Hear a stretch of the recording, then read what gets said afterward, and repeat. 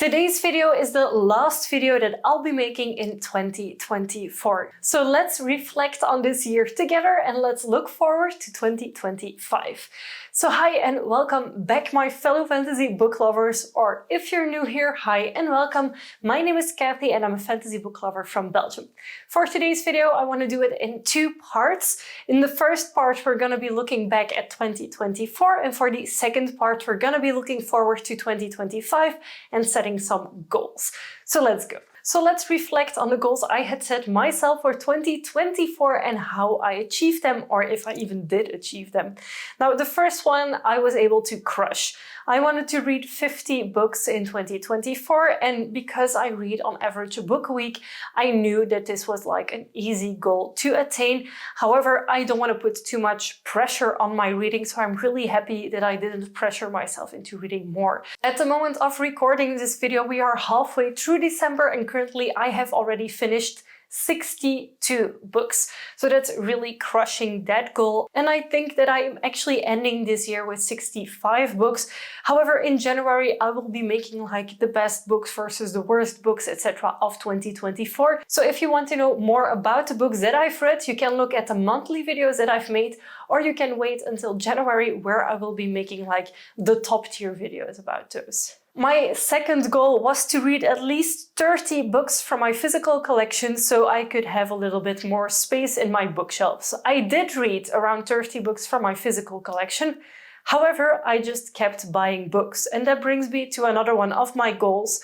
I wanted to go on a low buy. I wanted to buy maximum 2 books every single month, and I think we've all seen, if you've been around here for the book hauls the past few months, that I've been buying way more books than I've actually been able to read from my physical collection. So my bookcase is yet again overflowing, not the ones behind me that you see in my videos, because these are all of the books that I have read. So I keep the books that I've read and loved on the shelves behind me.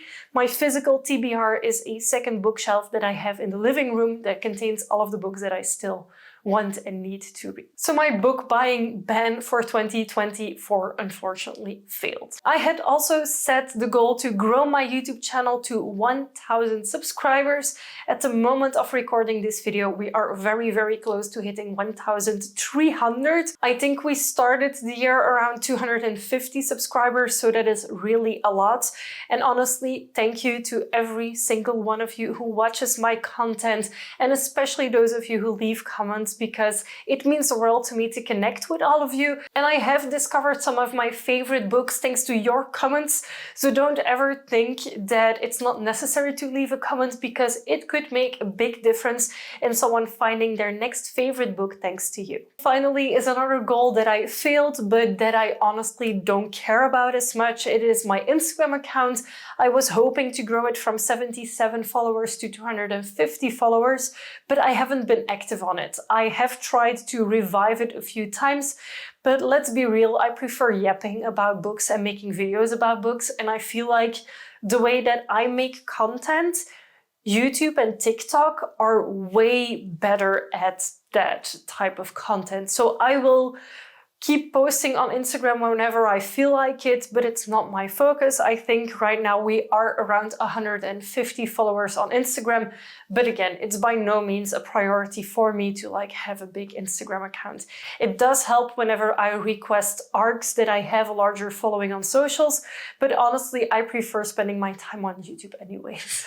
I unfortunately didn't read of all of the authors that I wanted to read from this year, but I will make a conscious effort for next year to improve on that, which leads me to, of course, my goals for 2025. Now, first things first, my reading goal is going to remain 50 books for the year, because I don't want to pressure myself into reading faster or more because I'm setting myself a goal.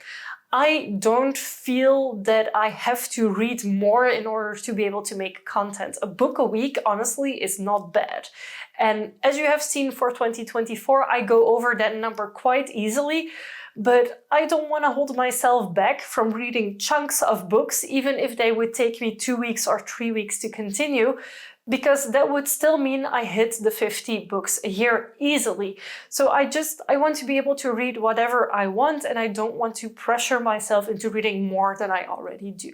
Another goal of mine is to be less harsh on myself in pressurizing me to continue reading a book. At the end of this year, I've only DNF'd 2 books, and I only DNF'd them like very far into the books. And that's the thing, I will always give a book 100 pages to like kind of prove itself or like get me into the story flow. And the 2 books that I DNF'd definitely didn't at 100 pages. However, I still continued on and pushed on a little bit more because I was like, so many people love this book, there must be something wrong with me that I don't love it. And I want to get that pressure off of me. I have so many books that I want to read that I can actually DNF books. I don't have to love every single book. That's totally valid as well. And with that comes that I want to allow myself to sell the books that I didn't like. I already started doing this at the end of 2024, but I want to continue doing this. I sometimes hold on to books that I don't really love purely because they cost me a lot of money. I got them in a special subscription, etc. But that doesn't mean they have to fill my shelves. And especially for the shelves behind me, these are the books that I have read and that I have loved. And I want these to be full of books that I want to reread or recommend to you. And that brings us to the next point on my list is I cannot keep buying books the way that I currently do. My bookshelf, my TBR bookshelf more specifically, is overrunning with books. There is piles of books in front of books. I have stacked books on top of books.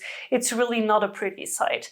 So I want to reward myself for every book I read. So for every 2 books that I read from my physical collection, I can buy 1 new book. That would automatically mean that that decreases the amount of books that I bring into my home and that go onto my bookshelves. And I also want to try, before I physically purchase a book, to already have read it on my e-reader and to only buy it if I really loved it. Because now I buy books, and especially trilogies, if they're already completed, I'm very tempted to buy the entire trilogy and then maybe read book 1, decide I don't love it, like I had with Gideon the Ninth. I struggled getting through Gideon the Ninth, and I wasn't motivated at all to get to the other 2 books, but I bought all 3 of them. Fortunately, I was able to sell all 3 of them together as well. But I have this problem where I just keep buying books because I one day want to read them, even if I don't know if I will like them. There are, of course, exceptions to this. If the new Kristoff releases, it's already on pre-order. If the new Emily Wilde book releases, it's already on pre-order. If the new Samantha Shannon releases, I've already pre-ordered it as well. So there are, of course, exceptions to this rule that I will still be buying books before I've actually read them. But I want to make my book purchasing decision a little bit more intentional and a little bit less just hoarding, because I'm really a book dragon by now as well as a bookworm. And of course I want to keep reading books and supporting the author, but I can also do that by buying the e-reader versions, or first buy the e-reader version and then if I really love it, buy the physical book. But I want to get less books into my house, particularly books that I don't know if I will love them. And something that's really going to help with me not having as many books arriving to my door is that all of my book subscriptions at this moment are cancelled, so I'm not getting any monthly book subscriptions anymore. And the thing is, the books that I loved from these subscriptions, I really loved a lot, but I often had already pre-ordered them through other services as well. So I ended up with doubles of books that I didn't really need 2 of. And then the majority of the books were like the meh pile. Books that I wouldn't have chosen myself, that maybe I would like if I read them, but honestly, they're still the majority sitting on my shelves unread, untouched, and I think that's a pity. So then how will I decide which books I will buy? I still keep an eye out on what is included in the subscriptions, and I can buy them secondhand quite often. So for example, on platforms like Vinted, you can find a lot of people secondhand selling or like brand new selling those books as well. Sometimes they ask a little bit more, sometimes they even ask less than the subscription cost. But I want to actively be on BookTube and BookTok and see which books I like from there, and then make the intentional like purchase decision for those and not just have it sent to my door. On top of that, I have an amazing Waterstone store in Brussels with Emily, who is amazing, who recommends me the best fantasy books. And I prefer going there, supporting an actual brick and mortar store and the people who work there, and like getting recommendations for what I like to read than just getting a random book sent into a book box. And then, of course, the final goal that I want to set for myself is to keep creating content about books. It honestly brings me so much joy when someone comments on here like, hey, I discovered this book thanks to you and I really enjoyed it. Or whenever I discover more books that I didn't even know about thanks to you. So my goal for 2025 is to create at least one video a week. I will most likely keep creating 2 videos a week, but I don't want too much pressure on myself because I work part-time at a company and I have my own photography business. So the YouTube is a hobby of mine, is something that I just do because I enjoy doing it, but I don't make any money from this. So it's not something that I can consider like a job. So I will keep making at least 1 video a week. I also want to continue on TikTok. I really enjoy posting on TikTok. It's fun. I found a lot of like books that I haven't seen floating around on BookTube yet. It goes a lot faster as well. Like they pick up on new releases a lot faster than I feel YouTube does. There's also a lot of authors that are active on TikTok that I find very interesting to see how they market and promote their books. And of course, I will try and upload as many of my TikToks onto YouTube Shorts as well, so you can also see that content without actually being on TikTok. However, if you want to follow me there, it's Kathy's Enchanted Reads, same as here. And for YouTube, I'm going to set myself the subscriber goal of 2,500 subscribers, which seems like a lot, but if I can like count a little bit on how my channel has been growing this year, if I continue to make content the way I do, then I think we will get there eventually. But by all means, if I don't make that number, it's not a big deal to me. It's just, I do this for fun and I love sharing my passion for fantasy books on here. Of course, if you are setting goals for 2025 as well, feel free to let me know in a comment down below. I would love to see what you are planning for next year. Of course, if you enjoyed this video, give it a big thumbs up. And if you haven't already and you'd like to be, feel free to subscribe to my channel. I make new videos every week and I would love to have you for every single one of them.